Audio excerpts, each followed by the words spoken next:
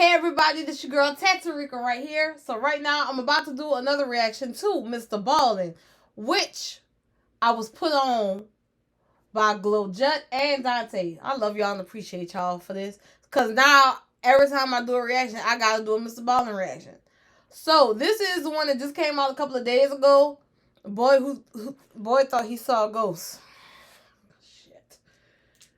Oh Lord. Well, I know y'all seen the other video. I still got the two kitchen knives right here.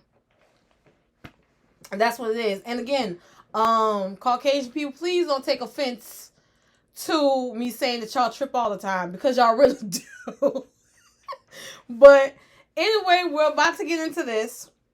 So, and it's quiet, which is not a good damn thing actually. Ain't no noise going on, so oh shit. I'm a gangster. I'll get through it. And I got my shit. I have my shit ready. But anyway, let's get into this MrBallen video. Wait, let me get my cookies and shit ready. I hope I don't choke on, I hope don't jump at me on that. But then he telling the story, so I can still picture the shit. But anyway, I hope you guys like this video. Like, comment, share, subscribe. So let's get into this and let's go. In 1998, a young boy saw something terrifying out of a window in his house in the middle of the night, but after telling his mom about it, she looked around, didn't see anything, and so told him, you know what, you probably just imagined it. However, years later, that boy and his mother would learn he had not just imagined it. It was very real. But before we get into today's stories, if you're a fan of the strange, dark, and mysterious delivered in story format, then you come to the right place, because that's all we do. Burn the house down once or twice every week. So that's what I've learned, what I've seen as far as like movies, and I've heard people, anytime you encountering ghosts, yeah, you can sage it and get your pastor. It depends. You gotta make sure you get the right pastor to come in and do whatever to the house, because you got those ones who they act like they for the Lord, but then at the same time they got like 14 holes on the corner. Anyway, just burn down the house.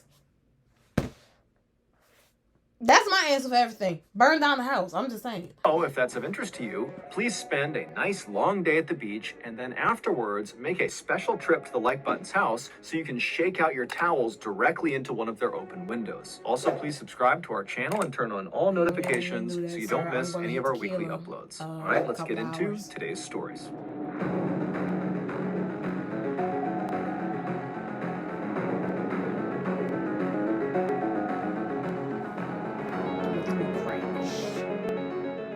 Cranbrook, which is a small, snowy town in British Columbia, Canada, used to be a place no one had heard of. Then Isaiah Otieno changed that. In 2006, an 18-year-old smiling young man named Isaiah Otieno stepped off of a plane in Cranbrook and began making his way toward the baggage claim. As he walked, everyone in the airport stopped and stared up at him.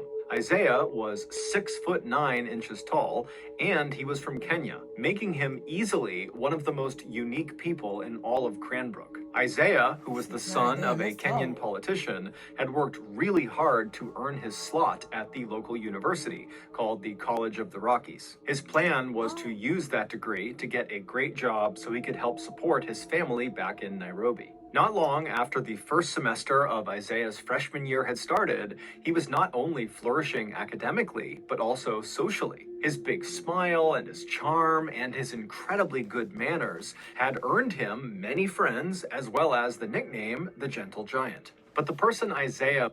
So that means that I read between like that also mean he low-key had a lot of, well, he was a gentleman. So he probably had like a couple of girls interested. But, well, that's sweet. 6'9". Dang, that's tall. Oh, Lord. I mean, hey. But at least he was like, he wanted to go to school. His focus was to get a degree so that way he could support his family. Which is, if something bad happens to him, I'm going to be so mad. Because that's sweet. And he was friendly. Now, if the friends did something, most I don't closely know. bonded with while he was in Cranbrook was another student named Isaac Hockley. Isaac, in addition to being a student at the College of the Rockies, was also a passionate photographer and actually worked part-time for the local newspaper as a freelance photographer. Isaac and Isaiah had briefly met in late 2006 at their campus's billiard halls when they were both playing pool, but that interaction had not made them friends. What had cemented their friendship and made them very, very close was one night in early 2007, Isaiah had gotten a job as a bouncer at a local bar because he's 6'9", and so he was the bouncer. And Isaac had come to that bar not to see Isaiah, just to go to the bar. And so Isaiah's at the front, he's checking people in, and then he hears this commotion in the bar behind him, and he turns and he sees Isaac is getting attacked by this huge guy that's way stronger than him, who looked like he was the aggressor in the fight. And so without any hesitation, Isaiah turns and just starts galloping into the bar. He's leaping over chairs, he's leaping over tables, and he jumps into the fray, and he fought off Isaac's attacker. And so after the dust settled, Isaac was so thankful for Isaiah, even though Isaiah kind of downplayed it and acted like it was no big deal. But either way, the experience totally bonded these two very different people, and after that, they became totally inseparable. Over the next... I bet. What you mean? Dude, you was getting your ass kicked, and he came and he helped you out. Like, of course you was gonna be friends with him. That's the person you supposed to have on your team. What you mean? Like, but that's sweet. I mean, he was a bouncer though. The only thing is because they're saying like he was gentle and everything like that, but yeah, when you a bouncer, you got to be with the shits because people do be trying. And anybody who work as a bouncer, I get what y'all be coming from because some people really do be trying y'all. Yeah, they really be thinking like they can just do whatever to y'all. And y'all be having to like literally do a Batista power bomb on their asses. And I don't blame y'all. I'm just saying. Next couple of semesters, the pair would often go off on long rides outside of Cranbrook into the mountains and the forests, and they would just chat. No. Isaiah would talk about what it was like to live in Kenya and how he was really here to try to be successful like his father.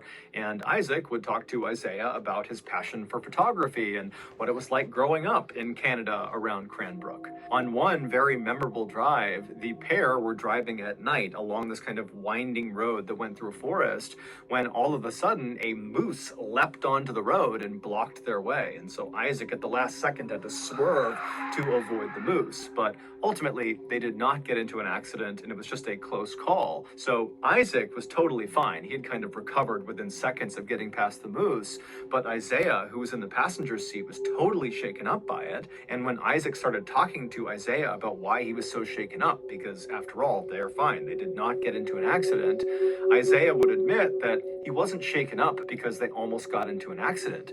He was shaken up because he saw a moose. He didn't know moose existed, and so seeing this enormous creature suddenly in the middle of the road right in front of them just had totally spooked him. And so after this, Isaac loved to bring this story up as a way of kind of making fun of Isaiah for his fear of moose, but it was totally in a loving way, and Isaiah would always laugh right along with him. But despite how well everything was going in both Isaiah and Isaac's life... I ain't never seen a moose in person, but I know off rip, I'm thinking it's fucking Bigfoot if I see it. So that's I'm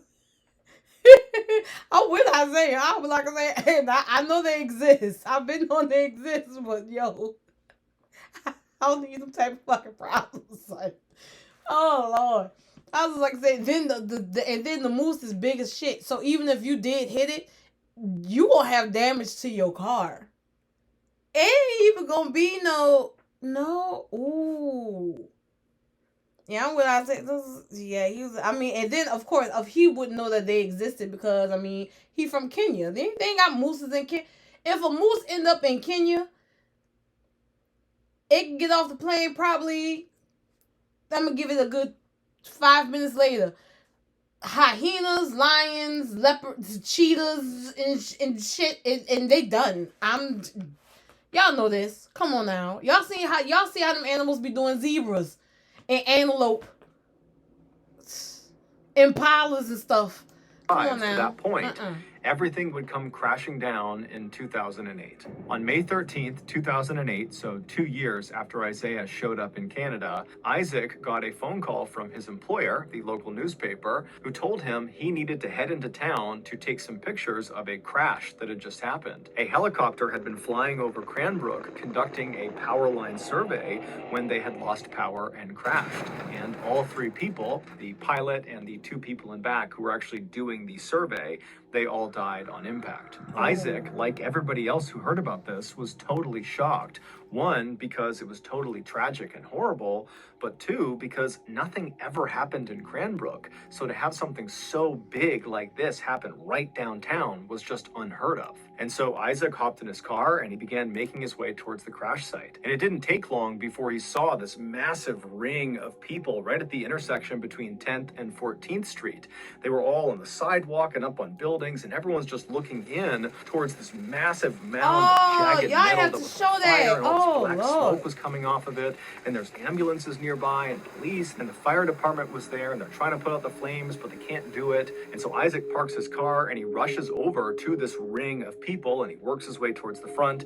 He pulls out his camera and he began taking pictures, first of the wreckage and the fire, and then also of the police as they put tarps over the bodies. Little did Isaac know, these pictures he was taking were about to take on a whole new significance for him. Earlier that day, just before 1 p.m., Isaiah wrapped up his final class of the day, and after he was done, he remembered he had some letters in his backpack that he had been meaning to mail to his family back in Kenya. And so he decided on his way home, If you're trying to lose belly fat, stop doing cardio. This sounds kind of backwards, right? Well, believe me, it's actually true. The truth is that Hollywood's elite actors can get... he would I was about to say something so smart. I'm gonna keep it to myself. Oh gosh, it messed up my whole experience. I'm in the story right now. make a detour to the post office and he would mail those letters. And so he left the building where this final class was and he stepped out into the bright sunshine of that May day. He put his headphones on and then he began to walk. At about 1:05 p.m., he arrived at the post office and he went inside just long enough to put his letters in the mail slot, and then he headed back outside. 1 minute later, at 1:06 p.m., as he was crossing 10th Street, the helicopter above lost power and crashed directly on top of Isaiah. Within seconds, he and the 3 people on board the helicopter would all be dead. It's believed... No! Oh! Damn it. What?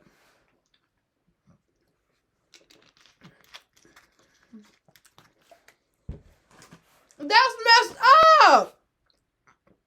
Oh, poor baby. R.I.P. Isaiah. Oh, man. Because Isaiah was listening to music on his headphones, he didn't even hear the helicopter as it was crashing down. He was just walking, and then he was dead.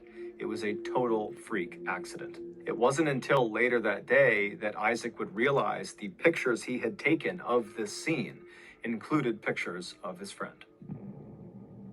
Before we get into our next story, I want to tell you about today's sponsor, HelloFresh. Back when I was 18 years old, I discovered my favorite food. I would dump an entire sleeve of Oreo cookies into a bowl and slap a quarter gallon of milk on top of them. Back then, this nutrient-dense power breakfast gave me enough energy to get through another grueling day. That's great. I ain't got no problem with you, sir. Like, telling me about HelloFresh.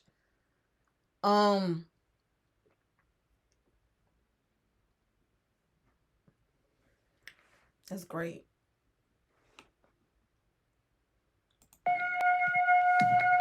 On a warm summer night in 1998, a 7-year-old boy named Tyler Florian fell asleep watching TV on his living room couch. Tyler lived with his parents as well as his older brother, Will, who was 10 years old, in a modest 2-story home in a rural neighborhood in West Virginia. That night, Tyler's father, who normally tucked the boys in at night, was out for work. And so after Tyler fell asleep, it was his mother who gently woke him up and encouraged him to head upstairs to his room. And so Tyler, he gets off the...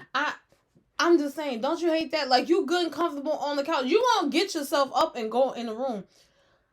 But if I'm comfortable and I'm good in sleep, don't touch me. Like, just let me sleep. I'm right here. I'm peaceful. I ain't bothering you all this whole time. I was asleep. I wasn't bothering you. Don't touch me. Just let me sleep on the couch. That's what it is.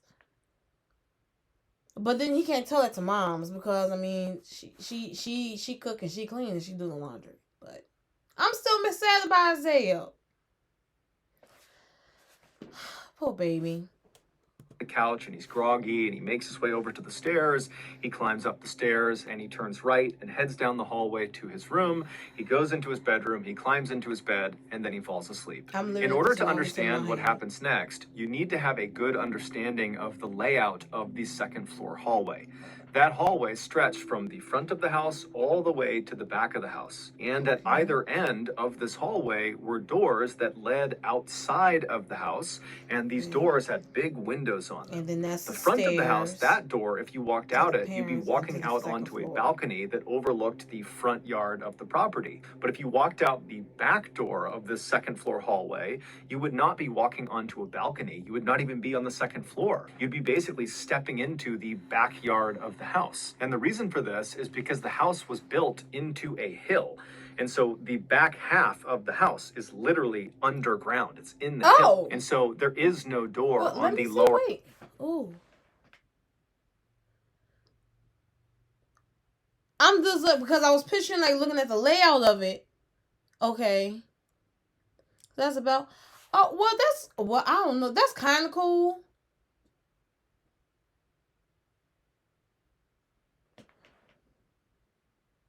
Okay, so wait, let me go back right quick because I was looking at the.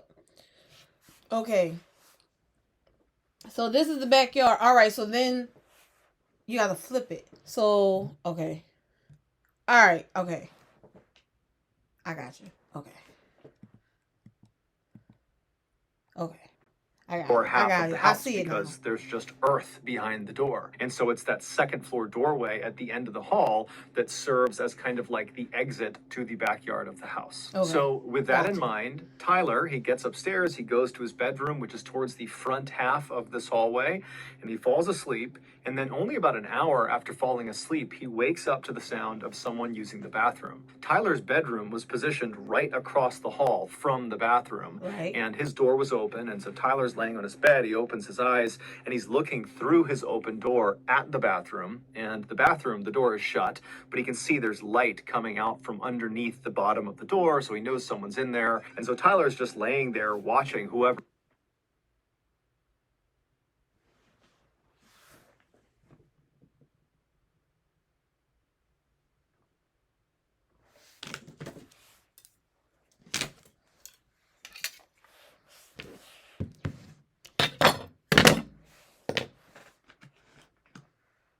Whoever's in there, he's assuming it's his brother who has a habit of going to the bathroom in the middle of the night. And so he's just kind of watching. And then at some point he hears the flick of the light as it's turned off and he sees the light disappear from inside of the bathroom.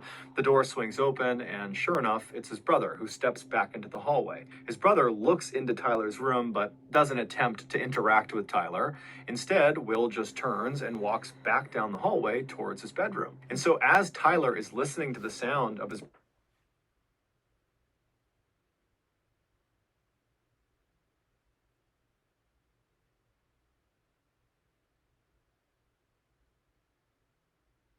Y'all keep hearing shit.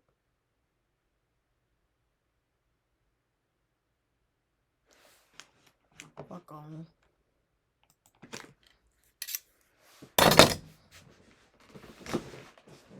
I'm paranoid as fuck. I don't like being.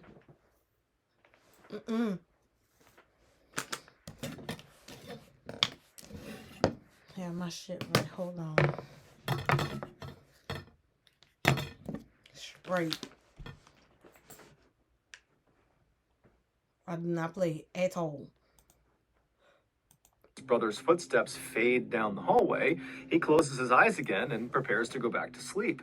But as he's laying there with his eyes closed, he can tell that his brother has stopped short of his bedroom and has turned around and is now walking back up the hallway towards the bathroom and towards Tyler's room. And so Tyler opens his eyes again because he knows his brother is about to be right in front of his bedroom. And he's thinking, okay, you know, maybe he forgot something in the bathroom. And so Tyler decides to just watch to see what his brother does.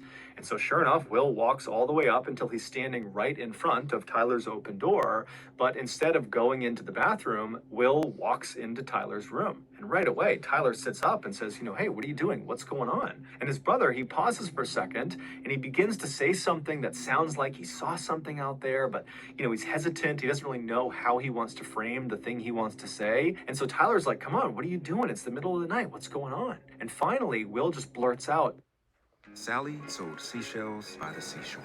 So she set up a store on Squarespace and soon sold swanky seashell I keep seeing a man wearing stripes at the end of the hallway. And so Tyler, he hears this and he can't compute what he's being told. And so he just says, what?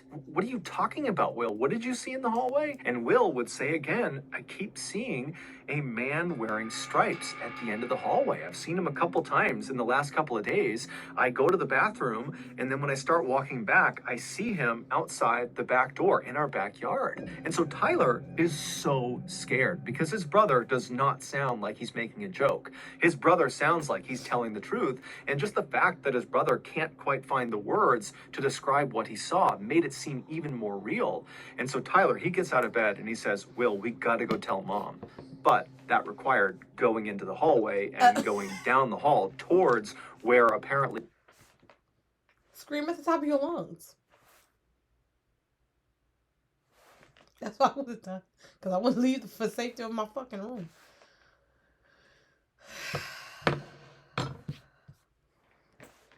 I would not leave the safety of my fucking room. At all. This man in stripes was to get to their mother's bedroom. And so Will, who initially was not that scared of this man in stripes he had seen, was now starting to get pretty panicked in seeing Tyler's reaction to this. And so Will tells Tyler, you know, stay right there, stay in the room. And so Will, he kind of peeks back into the hallway and he looks all the way down and there is no man in stripes anymore. There's no one in the hall. And so he tells Tyler, you know, the coast is clear, and the two of them run down the hallway all the way right in front of that door that leads into the back of the property where the man in stripes was, and they turn left and they go into their parents' bedroom where just their mother was because their father was out of town. And so they charge in there, they wake their mom up, and they're talking over each other, trying to communicate to their mom that there was a ghost, that there was an intruder, that there was something bad happening around their house. And so finally their mom just tells them to be quiet, and she says, okay, boys, sit on the bed, I'm gonna go have a look around the house. And so the two boys do as they're told, they sit on the bed, and their mom leaves the bedroom, she goes into the hallway, and she looks immediately to her left where the man in stripes supposedly was, and she doesn't see anything. She just looks out into their backyard, there's nothing there. She looks down the other direction, out the front of the house, doesn't see anything. She walks all around the house, she goes outside, she looks everywhere, but she doesn't see anyone or anything. And so eventually she comes back inside the house, she goes up to the second floor, she goes back to her bedroom, and she tells her boys, look, you probably just spooked yourselves. There is no man in stripes. You're totally safe. You're totally fine. Just go back to bed. You probably just imagined whatever you saw. And so Will, who was the one who saw the man in stripes, was very quick to accept his mother's answer. It actually seemed like it was a relief to have somebody tell him that what you had seen wasn't real. And so he very happily went back to his bed and he fell asleep. But Tyler, who had not seen the man in stripes, but had a very intense reaction to hearing his brother describe it, could not accept his mother's answer. It just totally freaked him out because his brother was always joking around about stuff, but this did not feel like a joke. This felt very, very real. But over the course of the next couple of days, weeks, months, years, Will never claimed to see the man in stripes again, and so pretty quickly, Tyler forgot about it. Fast forward wouldn't 11 have forgot. years to 2009, so Tyler is now 18 years old, and he and his mom were out in the car running some errands. And as they're driving around, they were just chatting about all sorts of different things, and at some point, they began talking about one of their beloved family pets, a dog named Max that they had when Tyler was really young. And so as they're kind of swapping stories about all the goofy things that this dog did, Tyler's mom suddenly says, "Hey, Tyler, do you remember the time that I opened the front door to let the cops into the house, and Max came bounding into the house, and he went right into the kitchen, and he ripped open all the food?" And Tyler's looking at his mom like, "Wait, when did the cops come to our house? When did you open the door to let the cops come into our house?" And as soon as Tyler said this to his mom looked at him as if she had just given away something she hadn't meant to. And then she kind of relaxed and said, "You know what? I never got around to telling you. Now that I'm thinking about it, you and your brother were asleep and you didn't even know this happened. And then afterward, me and your father decided not to tell you guys because we didn't want to scare you. Back when you were about 7 years old and Will was about 10 years old, your dad was away at work and we were all asleep one night when suddenly I wake up to the sound of someone or something moving around outside of our house. And so I sit up in bed and I go into the hallway and I look left and I look out that door into our backyard and I see standing up against the glass this man with his hands pressed to the window looking into the house." And so Tyler's mom would tell him how she totally freaked out. She flipped on the lights and it scared this guy who ran off. And then she called the police and then the police showed up. And that's when their dog Max came bounding inside and shredded the bag of food. And the police, they searched the property, but apparently they never found this guy. Tyler's mom would go on to tell him that the police warned her that her description of this man that was standing at their back door matched the description of a man who was wanted for murder who was on the loose in the area. Tyler was dumbfounded. He didn't remember this because obviously he wasn't dumbfounded. He could be. I know he telling the story, but he was pissed, and I know he was probably bust up. "Bitch, you mean to tell me that you knew? You knew this little information? So when I came to you about the man with the stripes, you ain't say nothing. He come back to kill us. That's what it is." had been asleep because this is something he would have remembered.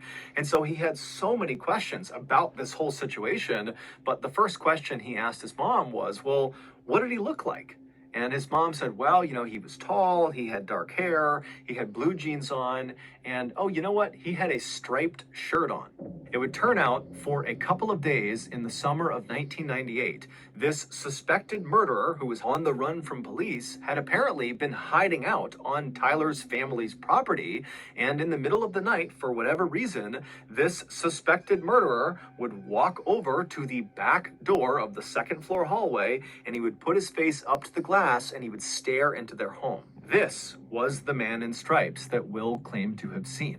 He was real. Tyler, after making this connection, would follow up with his family members and he would do some digging of his own, but he was never able to figure out who the man in stripes was or what happened to him.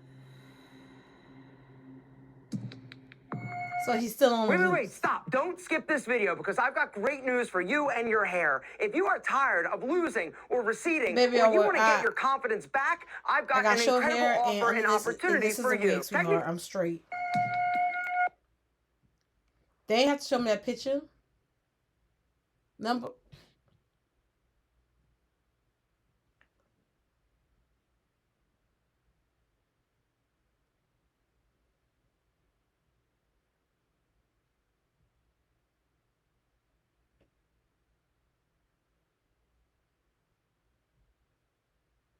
This better be a motherfucker upstairs or next door.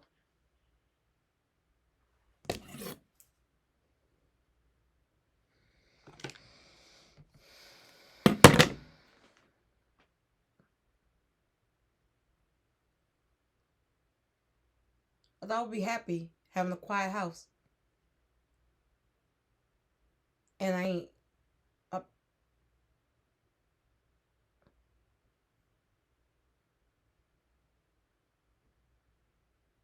See, I keep hearing shit. If they got a motherfucker up in here now, you better get the fuck out, bro. I'm not even much playing with y'all at this point. I'm not in the mood. I ain't made me nothing to eat yet. I'm eating my cookies and I'm trying to do reactions. I'm not fucking playing at all because this ain't even much no fucking joke. If a motherfucker's up in here, you getting stabbed off rip.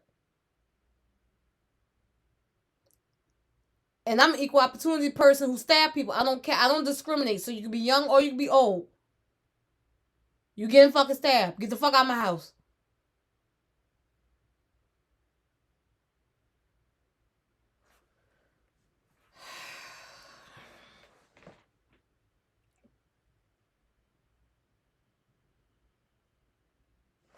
Let's get on to this last Thorns.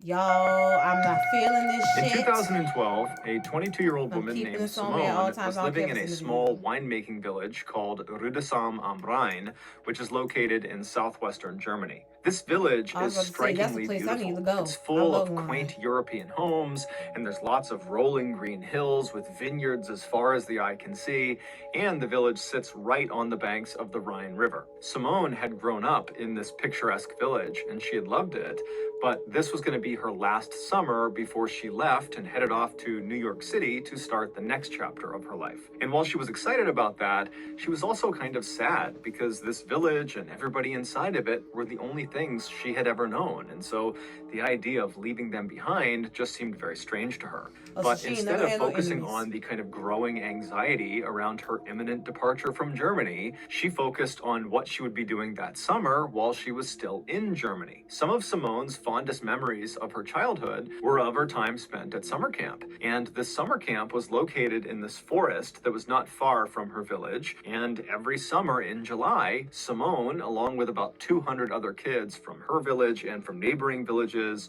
would converge on the campgrounds in the forest for 2 weeks of playing games and going on scavenger hunts and putting on stage plays and just generally having a really good time. But when Simone became a teenager and was too old to be a camp attendee, she decided she would volunteer and be a camp counselor. And she found it was awesome. She immediately connected with the other camp counselors and she felt all grown up, having a real job, and she loved goofing around with all of the kids. And so every summer since that first time volunteering, Simone had gone back and volunteered again. And this summer was no different. So in mid-July of that year, Simone packed up her things and she headed off to the forest. The way this camp worked was the 200 plus kids that were attending the camp, they would get dropped off in the mornings each day by their parents and they'd play and run around all day. And then in the late afternoon, their parents would come back and pick them up. So none of the kids were sleeping over at the camp during these 2 weeks. However, the 30 plus counselors, they would just stay at the camp for the full 2 weeks. They would just sleep in tents out in the forest. Technically, the reason they did this was to make sure they had enough time in the morning to prep the campgrounds for the kids, and then also in the evenings to have enough time to clean up and kind of have it ready for the next day. But in reality, Simone and the other counselors all knew that the camping out in the forest was the best part of the volunteer experience. After all the kids went home for the night, all of the counselors would finish up all of their duties and then rush off into the forest where their tents were and where there was a fire pit, and they would have some beers and wine because the legal drinking age in Germany is actually 16. So all these counselors... Man, I wouldn't do the woods thing, but Germany, that's, yeah. I think Germany and Amsterdam's like, let's open US to some of y'all rules. Like they legalizing marijuana, but like, I want to be able to walk down the street and not have anybody bother me about it. Well, I can't say nothing about as far as the drinking at 16. Don't worry about that. Or having a couple of drinks, and then before long they'd be laughing and telling stories and just generally having a great time. So that July in 2012, Simone and the other counselors arrived at the campgrounds a day early, and they caught up with each other and they prepared the campground. And then the next morning, all the kids showed up and everything went off without a hitch. And then that afternoon, after all the kids had been picked up by their parents, Simone and the other counselors rushed to finish up all their duties and then headed off into the woods to enjoy their first night hanging out together. After a couple of beers had been passed around the campfire, everybody was in good spirits and laughing and telling stories. But pretty quickly, people started to fade and get tired because, it was their first day back at camp and it had been a long, tiring day. And so people very gradually began retiring to their tents to go to bed. And eventually, Simone, too, had crawled into her tent and gotten onto her cot to try to sleep herself. But she found that night it was so hot she couldn't be in her tent. It was stifling inside of there. And so she decides she's just going to sleep out in the open where it's a little bit cooler. And so she picks up her fold-up cot and she brings it out into the open, and she sees there are several other counselors who have done the same thing. And so she puts her cot down next to one of her good friends who's already asleep in her cot. And then Simone climbs into her cot, she gets under her covers, and she tries to fall asleep. But for the next hour, Simone just tosses and turns, she can't get comfortable, and by that time, everybody else has completely passed out. So it's just her, she's counting down the time until she has to get up again to start the next day, and so she's getting stressed about that. But eventually, she would fall asleep. However, she would immediately be thrust into one of the most visceral and intense nightmares she had ever had in her entire life. In her dream, she opens her eyes and she looks out in front of her, and it's this desert city, and there are hundreds of people all in front of her, just standing there looking up at her. And then she notices on her left and on her right are these two men, these big, huge men that are both working on something behind her. She doesn't really know what it is, but they're obviously busy doing something. And she kind of glances up at one of them and she notices he's holding something that looks like a wreath, like a holiday wreath you would hang on your door. And so Simone looks away from the guy with the wreath and just looks back out at this huge sea of people, which is totally bizarre because no one's moving, no one's making any sound, they're just staring at her. And then she feels this shooting pain in the top of her head. The man who was standing on her right was not holding a holiday wreath. He was holding a crown of thorns, and now he, along with the guy on the other side of her, were working together to press this crown of thorns into her head. And so Simone is feeling the thorns being pressed deeper and deeper into her scalp, and she tries to fight them off, but she realizes she can't move. She can't even turn her head to look at them. She can only see them out of her periphery vision. And then she tries to scream out for help to someone in the crowd to come help her, but when she opens her mouth, no sound comes out. And so as she's sitting there, all she can do is stare straight out ahead of her as the pressure of these thorns are driven deeper and deeper into her skin. And then at some point, blood begins dripping down in front of her eyes. And around that point, the pain became so blinding, so awful that it woke her up. And as soon as she woke up, she shot up and she reached for her head to make sure there was no crown of thorns on her. And as she's doing that, she's thinking, okay, phew, it was just a dream. That was just a horrible dream. I'm in this forest. I'm good. I'm safe. And as she's kind of patting on her head, she's realizing her head is wet. And as she's touching her head, she's realizing it hurts. There's a stinging pain in her head. And then she realizes it's not just a stinging pain, it's a throbbing, intense pain all over her head.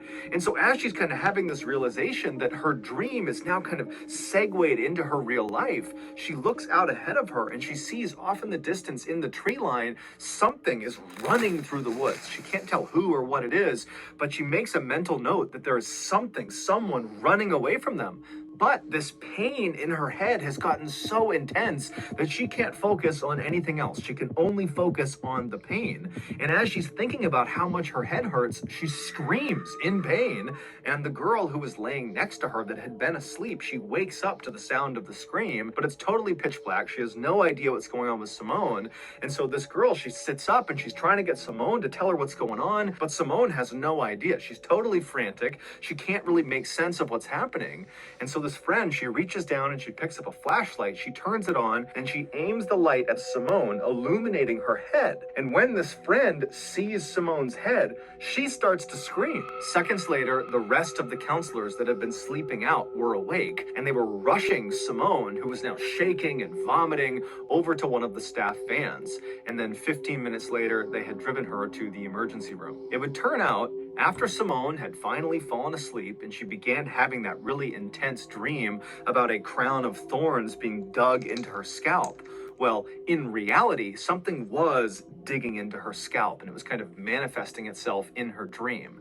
And what was digging into her scalp was the jaws of a fox. This fox had snuck into the campsite and walked right up behind Simone and just started eating her head. And amazingly, it did not wake Simone up right away. And so this fox got 20 or... How? That's what... Oh, Lord have mercy. See, that's what I'm saying, bro. A fox ain't no different from a wolf to me. I'm just saying. No wonder...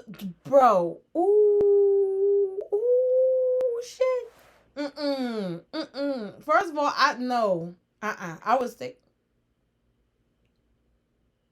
Fucking playing. I would stay in my fucking tent. I don't care how hot it is. You in the tent, just get naked. You'll be fine. I wouldn't have got... Nah, if that was the case, old girl should have got...